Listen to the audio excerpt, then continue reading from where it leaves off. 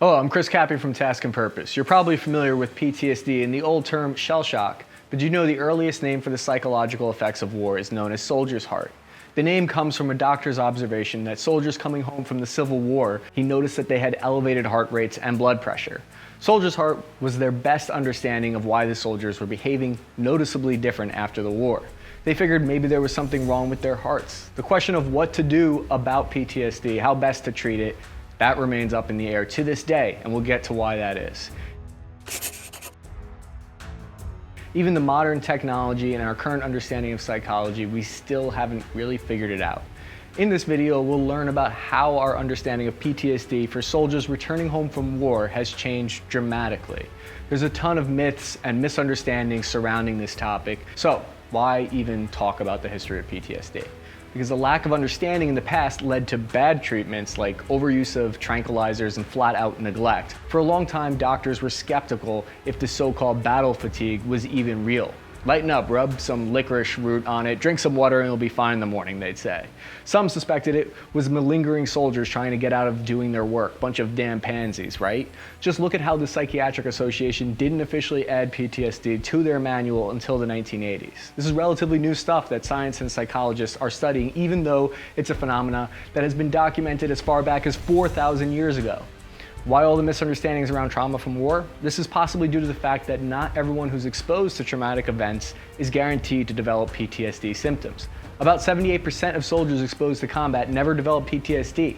According to the Stephen and Alexandra Cohen Veterans Center for Post-Traumatic Stress and TBI, New York University School of Medicine article on PTSD. That might come as a surprise to some people. Experts believe the modern public understanding of PTSD has misled many people into believing everyone who's been exposed to war inevitably has PTSD. The scientific understanding of genetics has now advanced our understanding of why many soldiers who experience combat or trauma do not develop PTSD. 30% of whether a person will develop trauma is based directly on hereditary genetic makeup. Link in the description so that you can look at the scientific study yourself if you like. One thing is for sure, it's been a part of the human condition for as long as we've known. 4,000 years ago, in the earliest work of literature called the GILGAMESH, there's a passage where the main character has nightmares and flashbacks from watching his best friend die. This shows us the earliest recorded evidence that traumatic events have always been linked to an actual physical response. Throughout history, these same systems are described time and time again. The earliest known documented example of PTSD from war was actually just recently unearthed in 2015. Archaeologists discovered ancient Assyrian texts that date back almost 3,000 years ago to 609 BCE. The translators of the text found passages that describe the same symptoms we associate with PTSD today, such as flashbacks, nightmares, depression, and hyper-vigilance. These Assyrian soldiers of 3,000 years ago described seeing the ghosts of the men they had killed in battle.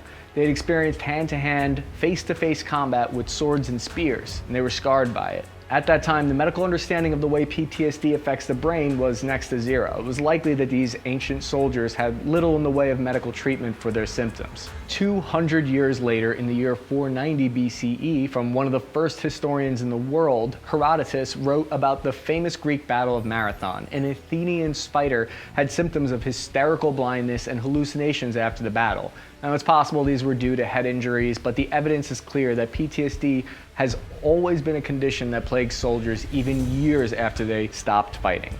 It's easy for us to look back and think, why didn't doctors have a better understanding of this sooner? We have to remember that mass media didn't exist then. There was no way at the time for civilians to really understand on any level what their military had been through. Today we have videos, books, YouTube videos, 1,000 forms of media that attempt to explain exactly what these soldiers are suffering from, so there's a greater understanding. At this point, I think it's important to point out, if you're a veteran listening to this and you're thinking, wow, this sounds a lot like what I'm going through, or maybe you're a close family member or a friend of someone who might be suffering from PTSD and you don't know what to do, call the Veterans Hotline, 800-273-8255. They're available 24/7 to help veterans in need. I've had a lot of friends from my old unit in Iraq use these services, and they really do make a difference. You can also look into Headstrong, which offers free mental health services without having to fill out a bunch of forms and waiting in long lines. By the end of World War I, doctors had another physical explanation for why troops were having a physical reaction to something psychological. They called it shell shock. which was the idea that if you were really close to a massive artillery explosion, it could shake the nerve endings in the brain and damage them physically.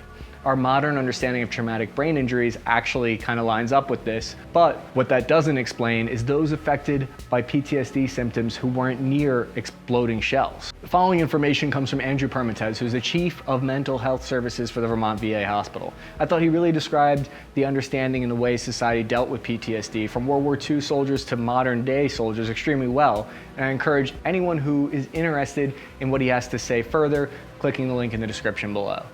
Andrew Permatez described how the classic story of stereotypical World War II veterans coming home, they drank, had some whiskey, they got in a few fist fights, right? And then they eventually decided to settle down and get married to their high school sweetheart, have a few kids, and work a job for 40 years with the occasional nightmare here and there, and that's it.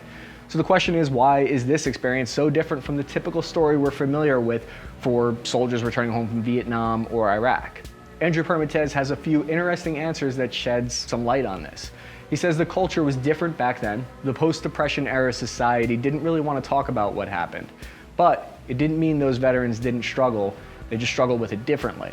For many of them, the symptoms only appeared years later after they retired, meaning they had essentially bottled it up or repressed it for decades. People coming home from Vietnam had a different experience too. They were essentially told, "You're crazy," and then they got treated with tranquilizers, electric shock treatment, things we know today are not necessarily helpful.